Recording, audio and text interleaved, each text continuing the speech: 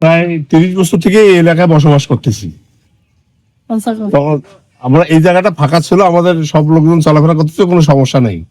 কিন্তু ওনারা যখন দেখলাম যে ওয়াল করা শুরু করেছে, তাদের কাছে আমরা একটা জোরালো ভাবে দাবি করেছি আমাদের একটা 10 ফিটের একটা রাস্তা দেওয়া হোক। কিন্তু সেই রাস্তাটা না দিয়ে রাতের অন্ধকারে ওনারা পুরো ওয়াল দিয়ে দিছে। এখন এটার জন্য আমরা তার তীব্র প্রতিবাদ জানাই। আমরা রাস্তা চাচ্ছি, চলাচলের জন্য আমরা রাস্তা চাই। এটা তো রাস্তা না, এটা ট্রেন।